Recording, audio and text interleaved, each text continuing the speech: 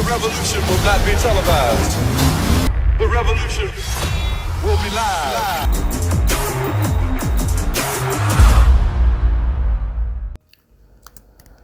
Greetings, my fellow warriors, pour Meckanimal, and bienvenue, welcome to this episode of Lower Body.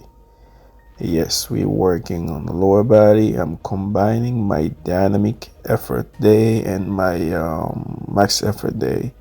And you might be a little confused because right now you are witnessing some upper body movement. Yes, that's what it is. Some days I decide to combine the lower body movement with some skill work. So the way my program has been set up is that I have a certain amount of skill work that I have to do weekly, and I spread them out throughout my workout days. So you can see them as secondary workout. So this load of skill work happened to fall onto my lower body day. And this is the max effort day. I'm hoping to go heavy finally on the deadlift because 3 weeks ago I stalled and I was so spent I wasn't able to move. I was barely able to move 4 or 5, and went back to 365 and it was the same. So it seems like I'm experiencing the same thing again. I just can't have it. I can't catch a break. And I mean, in a different few years ago, it would have been really depressing, but now I'm kind of used to it. Some days are just not what you expect them to be, and I could tell I was really tired, and I've been yawning the whole day, working. And at 8 p.m. I decided to get my max effort day, which is not wise, but I gotta get the job done. So I went and I gave my best, and as you could have seen, 484, it won't go. I took out the belt because the belt has been digging into my stomach at time. So it's kind of a love-hate relationship with the belt. I've gotten accustomed to using it, but sometimes it still irritates me. A movement like the deadlift, I try not to use the belt if I don't have to, and especially right now on the good morning is really achy. I had to release the belt as well after my first or second set because it was much harder to perform it than without with the belt than without the belt.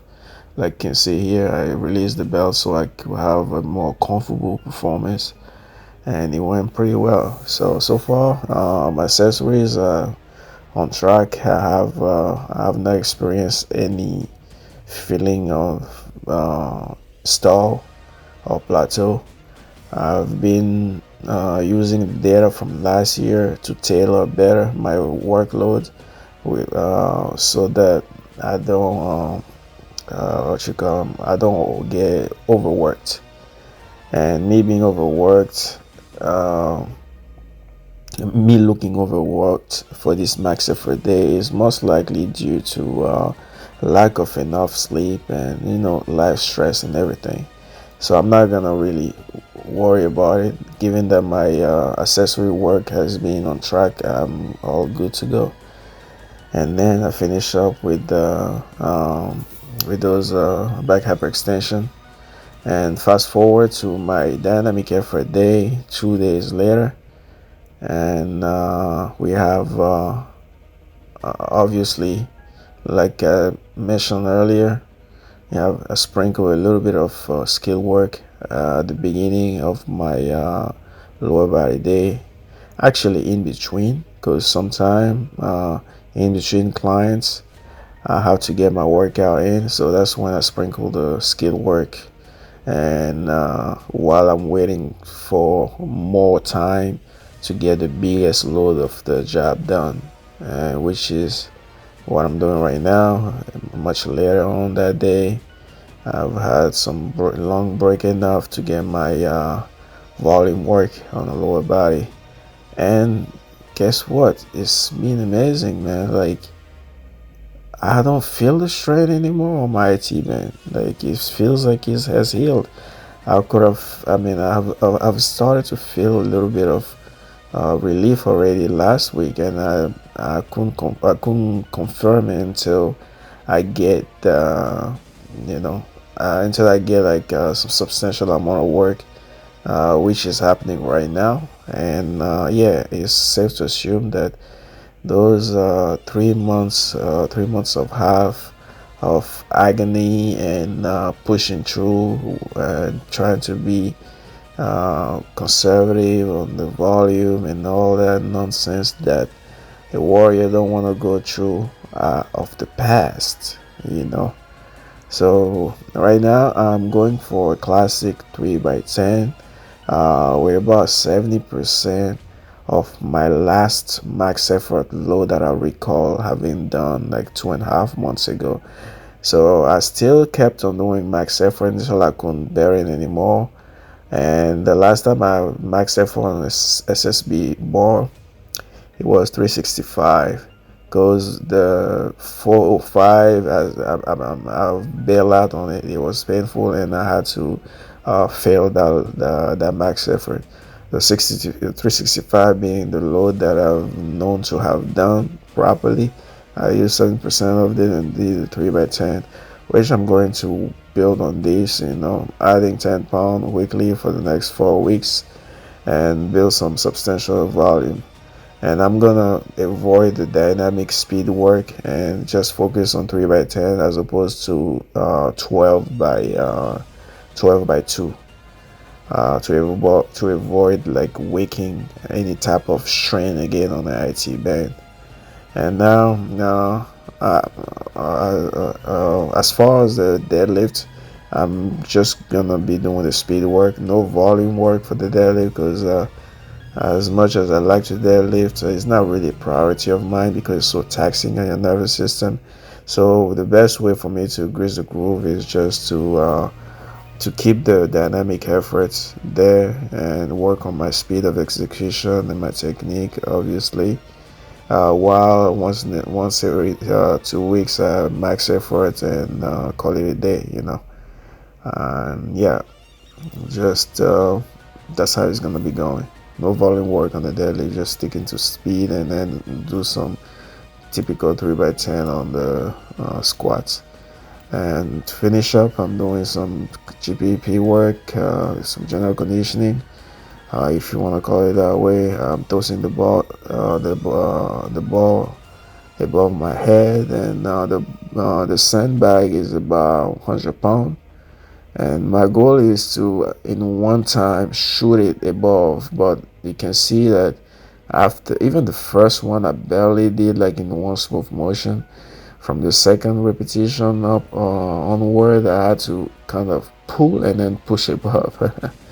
Could you imagine if I had the power to pick it up from the ground and then toss it out like it was a ball of what you call I don't know, like those games that strongman use. They use a keg, I think, right? That they toss above a high obstacle. If anybody in the comments is aware of the games that I'm talking about, feel free to let us know the name of it. And then right before the GPP work, I did some body weight leg extension. Right now, I'm trying to make it more challenging by keeping my knees together. But the problem is keeping the knee together keep me from getting more range of motion. The only way for me to slide all the way down and avoid hitting my heels is to spread my knees and my heels a little bit to make way for my back to sink in. So I'm still debating, just trying to find a way to make it more challenging, because I can do those all day, given that my recovery is on point that I'm so proficient at it. Probably putting like a weighted vest on the body or holding the plate on the chest to load up the movement could be another option. The first option for me was to try to do it as strict as possible, to glue tight and coming down without flaring out my knees. But it seems like I'm gonna be limited by the range of motion, so I may try that for a few weeks and then come back again and load up the upper body. Yeah, so that's that. Like, comment, and subscribe, and that was the workouts for the week on the lower body: dynamic effort day and the max effort day. And for those who always complain about my voice being monotone, well, how about you make a voiceover for me with a more vivid and enthusiastic what you call voice? And yeah, and then maybe I might pay you if you can do the job better than I do. For however, for all those who's been supporting and appreciate my content for the past years and understand the value of the logs and work that I'm providing you to showcase and illustrate consistency and hard, smart work, I do appreciate you from the bottom of my heart. Everything is and will always be the Meckanimal way, and salute. Peace.